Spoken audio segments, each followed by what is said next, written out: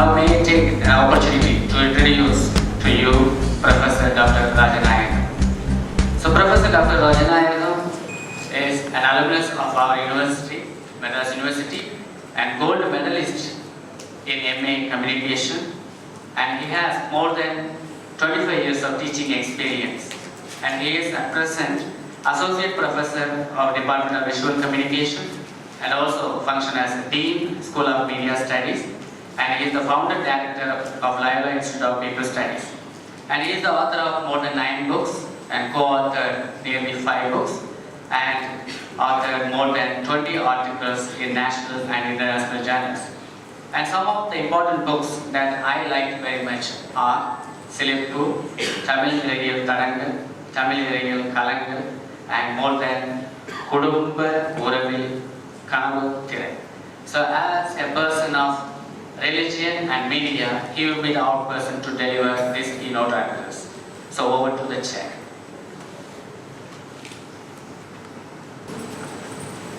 நான் 100% இந்த பல்கலைக்கழகத்தினுடைய ப்ராடக்ட் அப்படி இருந்தாலும் கூட இந்த பல்கலைக்கழகத்தில் பேசும்போது கொஞ்சம் நடுக்கமாக தான் இருக்கு. தொடக்க அமர்வில் பங்கேற்ற பேசி என்னை பற்றியும் சில வார்த்தைகள் சொன்ன மதிப்பிற்கும் அன்பிற்கும் உரிய தந்தை வின்சென்ட் சின்னத்துரை அவர்களுக்கும், என்னை இந்த நிகழ்ச்சிக்கு அழைத்த மதிப்பிற்குரிய ராய் லாசர் அவர்களுக்கும்,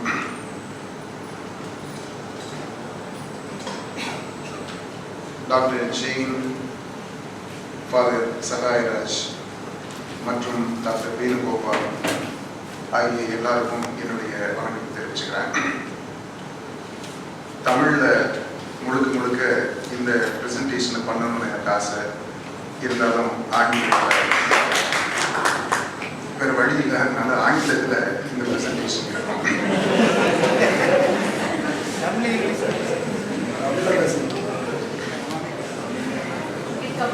Okay, yeah, we can make it bilingual.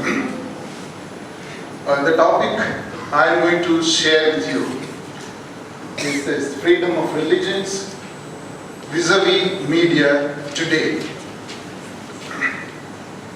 And I am taking an approach that is a critical phenomenological approach. Phenomenological approach means we are going to take what is present there, what is perceived, and therefore we will not be going into all the theoretical stuff, but the contemporary practice of religions and media. That's what we will be taking up for my presentation.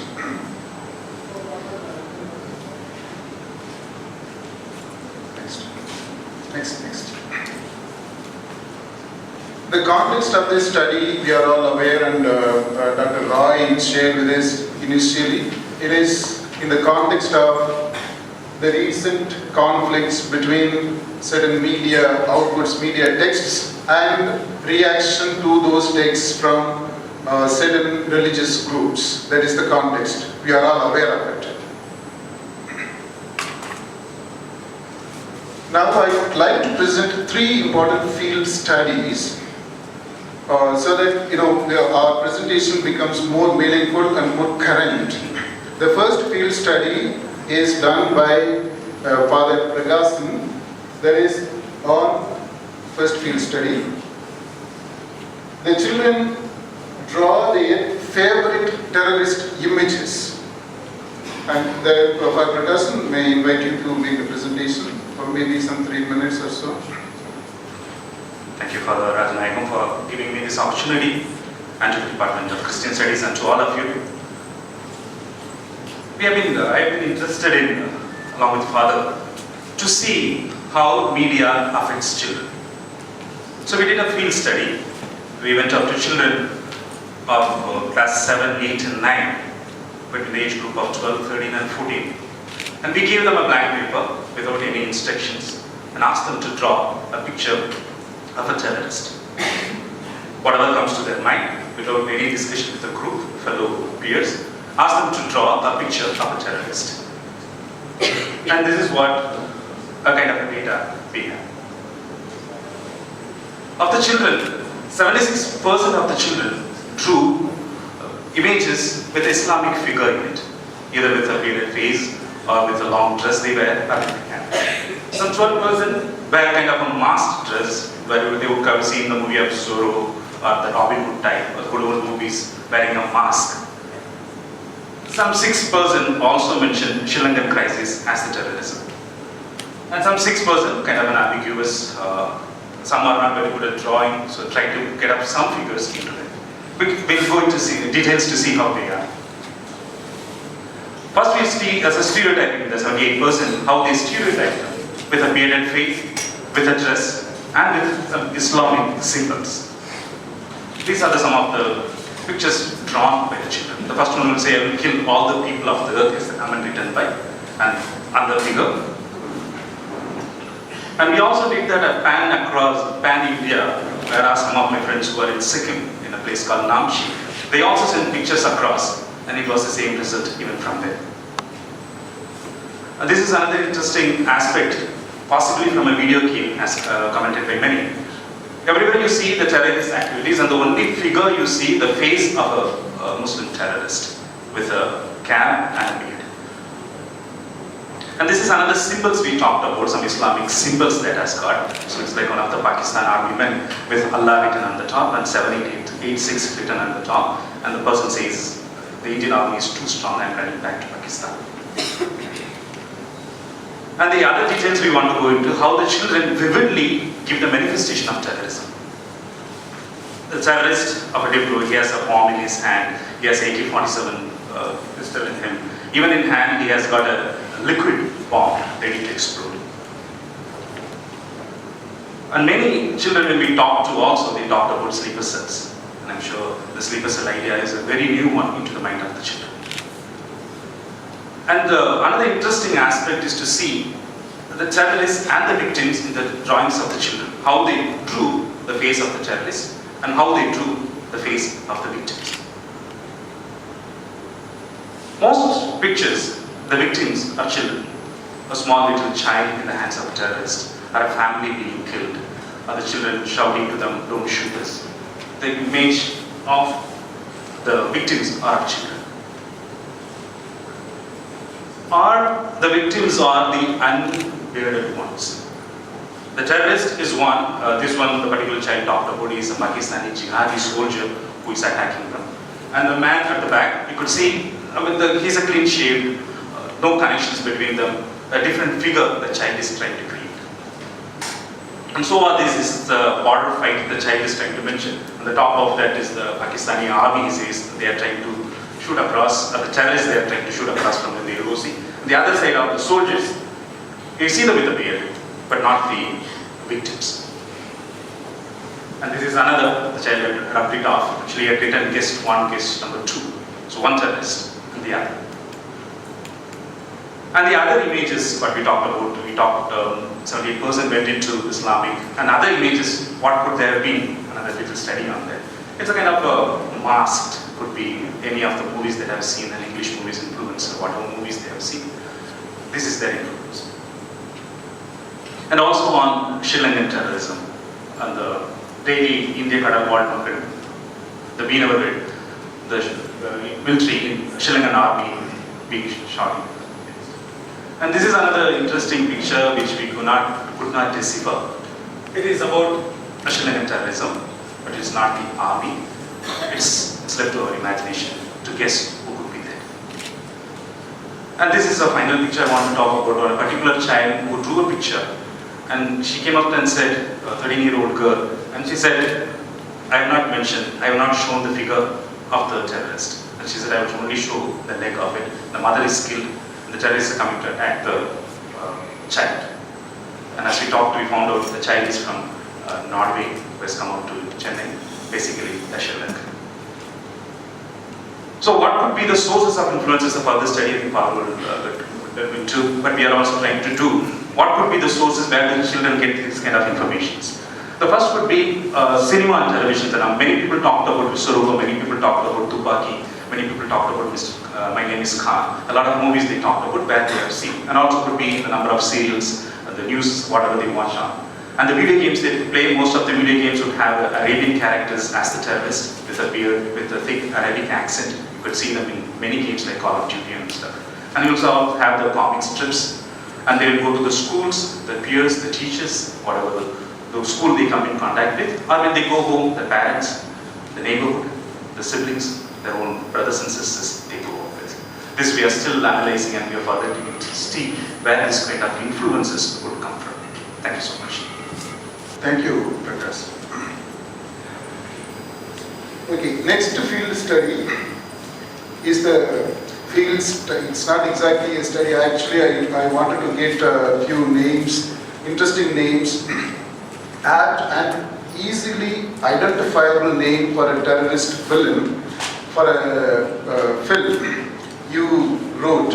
You have given the suggestions, but I thought that is one thing. Actually, it is a project we are going to undertake, but then since it is also very relevant to this context, I thought I would share with you the findings. What names you have suggested. We distributed 82 sheets, collected 67 responses. 15 of you are still keeping the sheet with you. I don't know what you are going to do with that. Now, of the 67 names you have suggested, 24 are clearly Muslim names. 24. And 2, the names like Ram, Rahim, Robert, Dhanush, Anthony, Ibrahim. So it's a kind of inter-religious names, 2 of you have suggested. Then 20 names are names which are commonly described as villains in the society or in the media. Day-to-day description. We have encountered names like Veerappan, Advani, Rajapakse, all these names, 20 of you have suggested such names. The so-called social villains in inverted commas.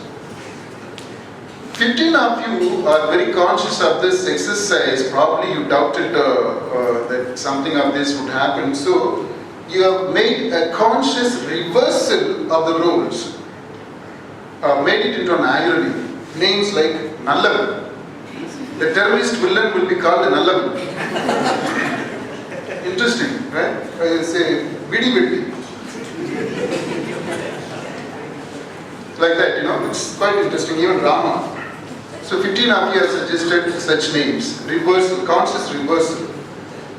And 6 of you have given biblical names. Of this, 2 are biblical negative personalities like Goliath. And 2 of you have reversed the names. So this is the findings. So these are the findings from the mini study we conducted this morning. Field study 3. Just on the 5th of this month, I addressed a popular college, B school. Some 100 odd students were there. They were all doing part-time management program, one-year diploma program. I talked to them on naming, the process, the psychology, the sociology, etc. of naming. And at the end of the session, I gave the very same question which I gave you this morning. Interestingly, majority of them came up with Muslim names for the terrorist villain. And 2 of them wrote Rajanayagam. Okay. So that is a study. And the same group, I gave this name, Afzal Kalam. What are the images that strike you brothers, sisters? Afzal Kalam. Afzal Kalam. No. When I say this name, Afzal Kalam, what image comes to your mind? What would be the kind of profile you would give? Jairaj, you say. Jairaj is there? Yeah? Bolo, say. What image you get? Afzal Kalam. Yeah, it is a name, but what kind of image you get? What kind of person would he be? Afzal Kalam would be. Yes, sir. நல்லவரும் கெட்டவரும் இல்ல என்ன image உங்களுக்கு வருது?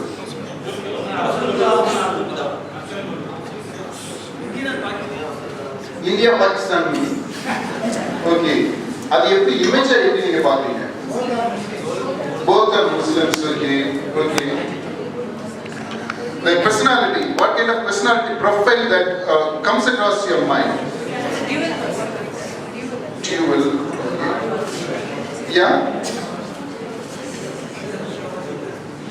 சகோதரிகள் சொல்லுங்க, தாய்க்குளம் media கூட பேசுங்க.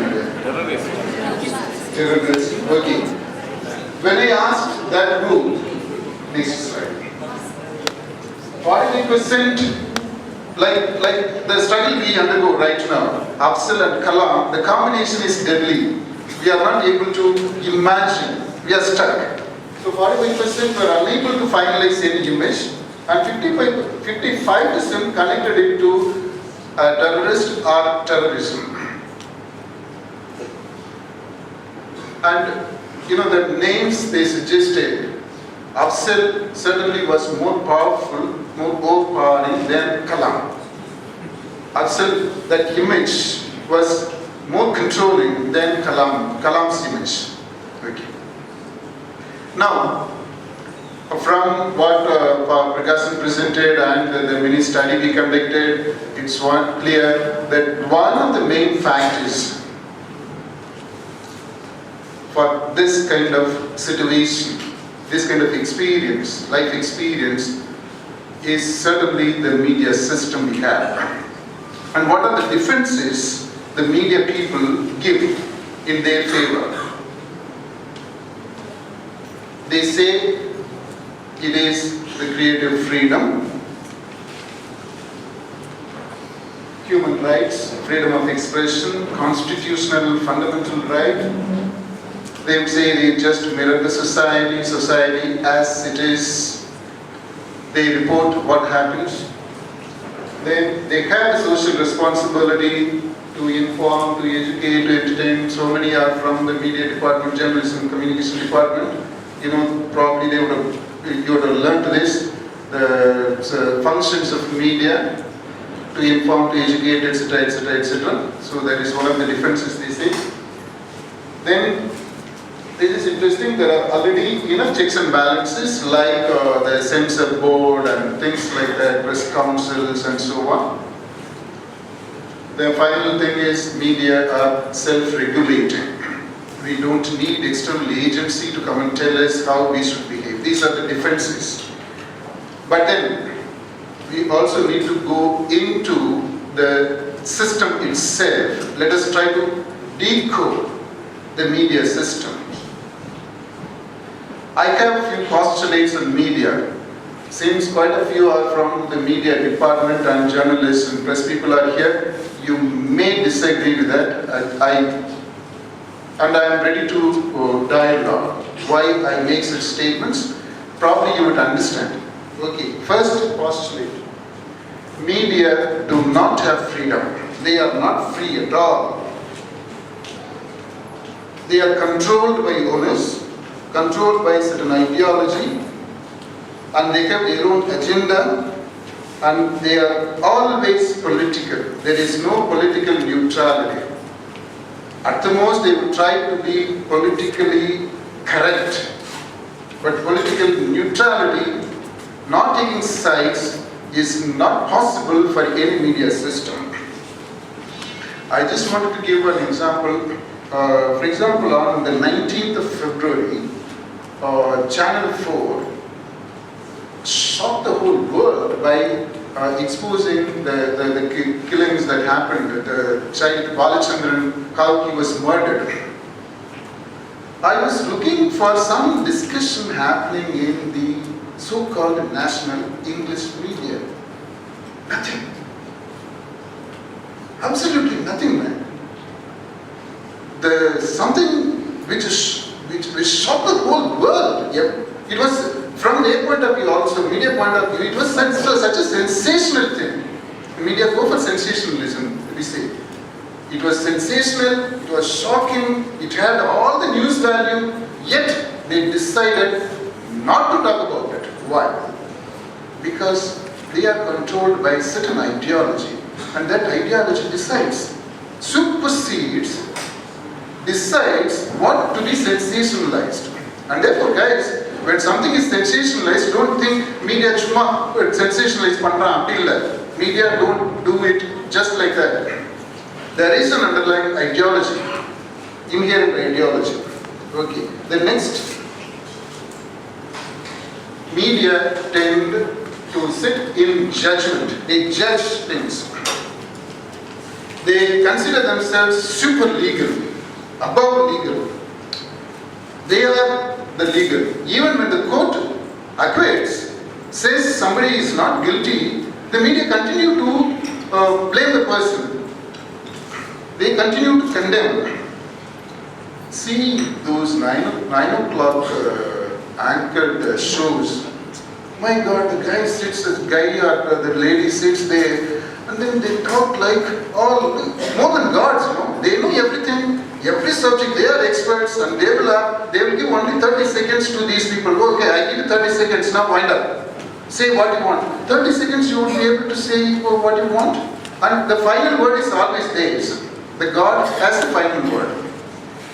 So that is the thing. No? But within half an hour or 1 hour, they pass the judgment.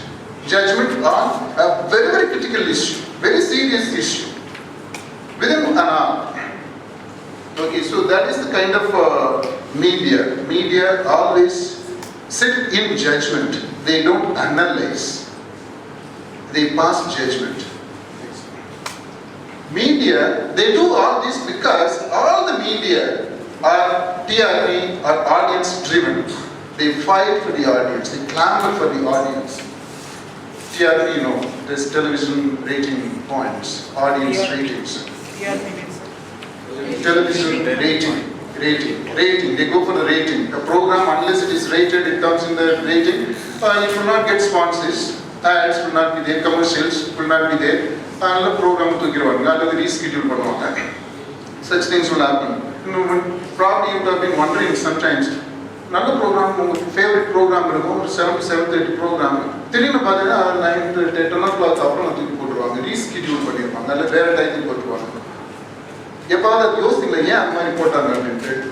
that is because of this. This TRP decides everything. So, because they are TRP driven, they clamor for the audience, for their very survival, they fabricate, they manufacture controversies. They fabricate the so-called public outrage. Public outrage in Sudan. எங்கடா public இருக்குன்னு பார்த்தா ஒரு 4 பேர் close அப்ல காட்டிடுவாங்க. ரைட்ல காட்டிட்டாக்க நேத்து பாத்தீங்க ஒரு சேனல்ல பப்ளிக் சப்போர்ட்ஸ் அப்படின்றாங்க. பப்ளிக் சப்போர்ட்ஸ் நாம சரி நிறைய பேர் காட்ட போறாங்க அப்படின்னு பார்த்தா ஒரு ஆள் ஃப்ரேம்ல இருக்காரு. அவர் வியூவை கேட்டுட்டு அவ்வளவுதான், single byte.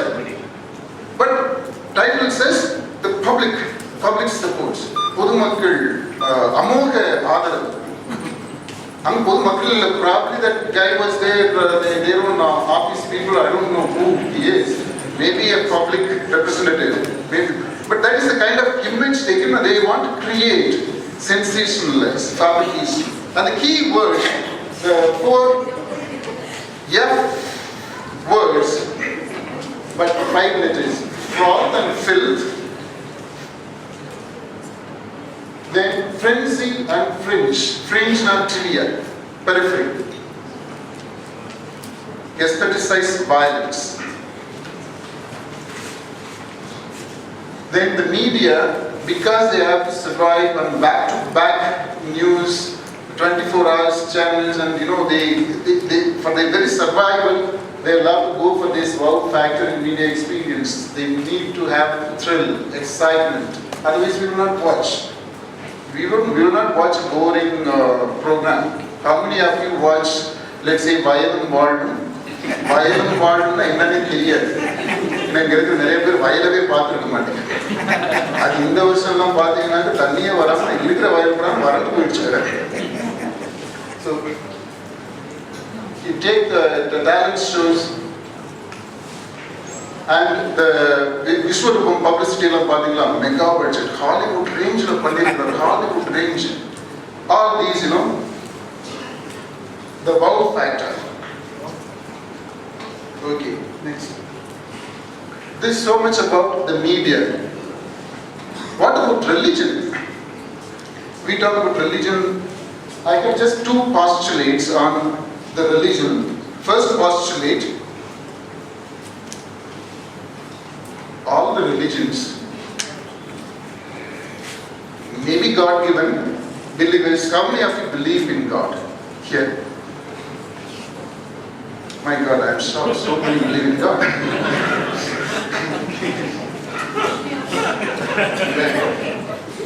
Okay, so these religions may be God-given, but certainly all the religions are man-made. They got institutionalized over a period of time. They evolved over the years.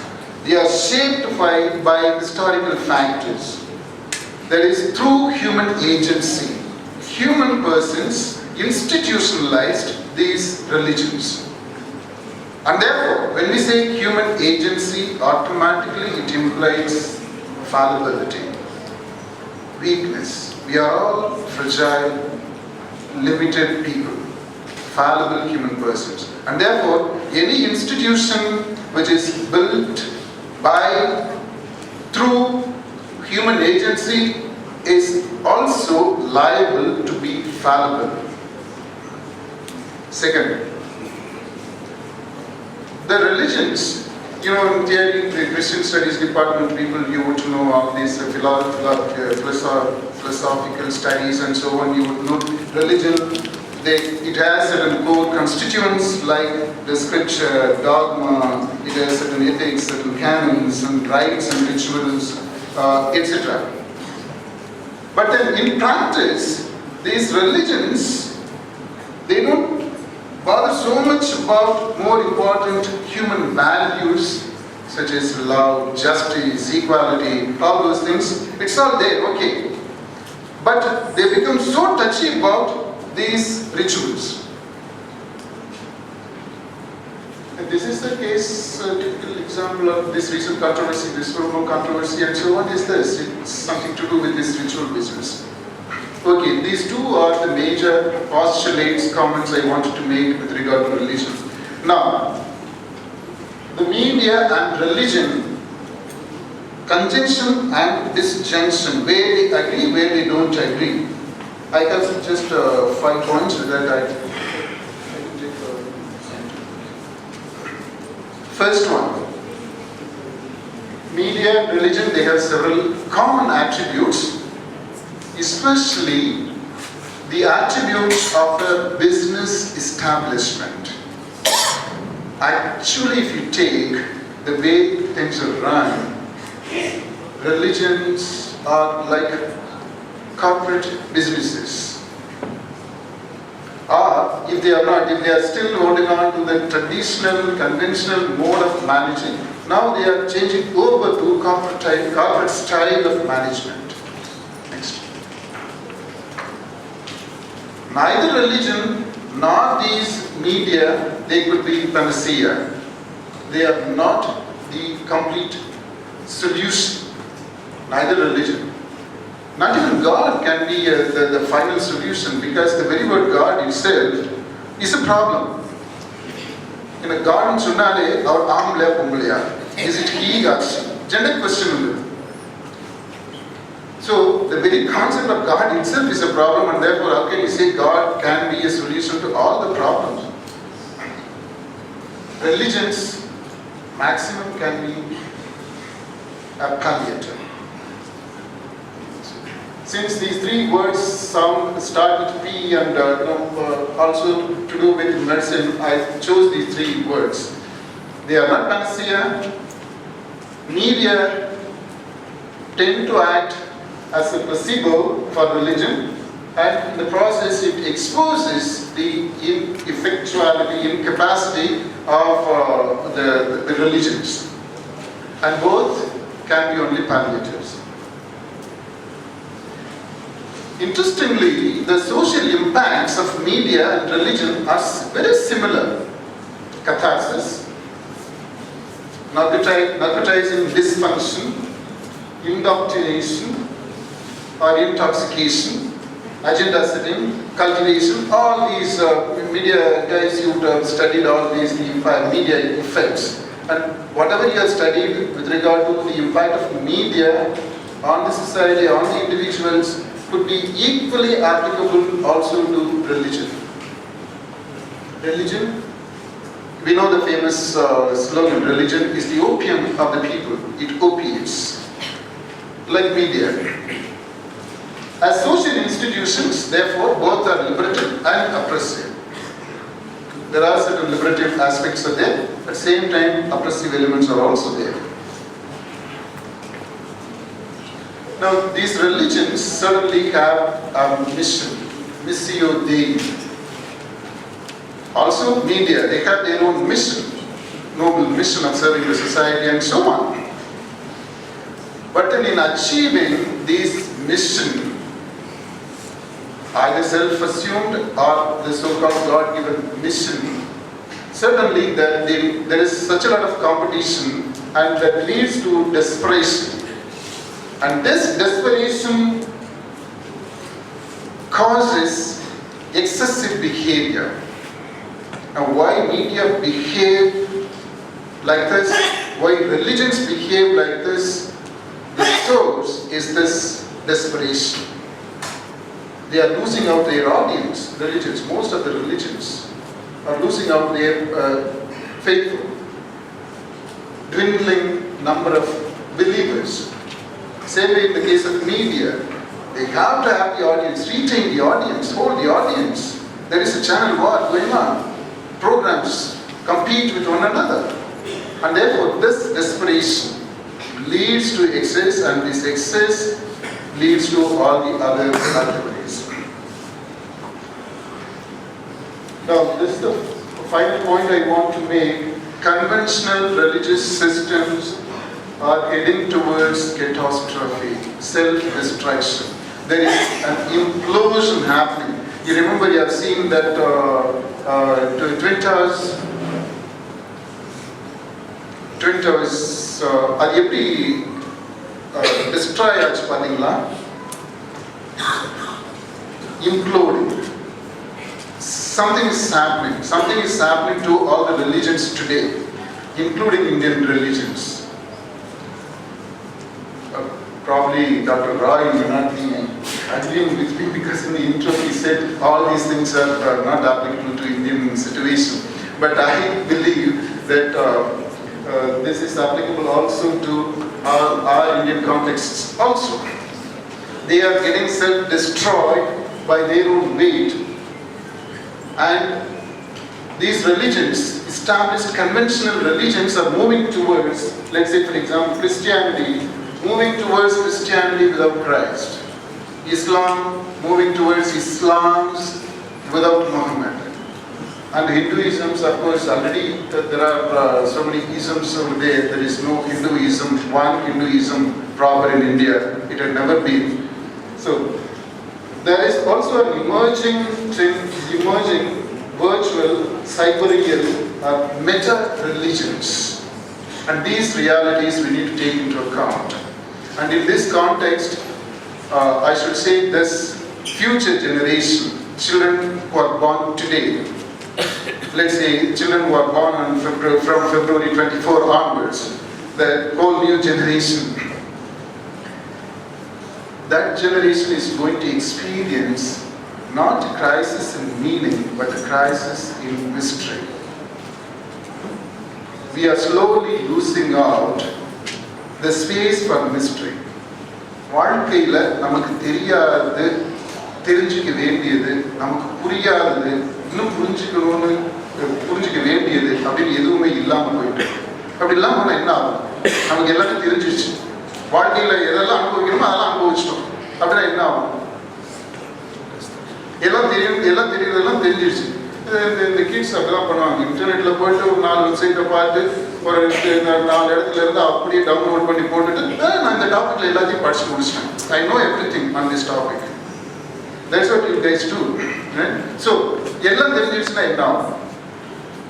When there is nothing hidden, nothing unknown, nothing yet to be known, then mystery, sense of mystery, space for mystery, need for mystery, that I think is going to be the experience of the upcoming generation.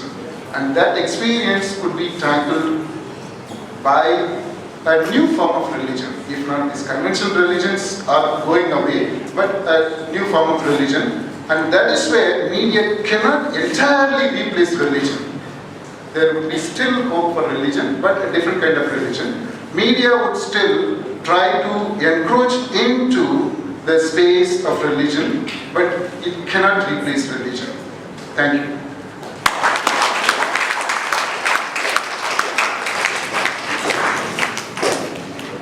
I thank Father Prakash for this wonderful study. Thank you.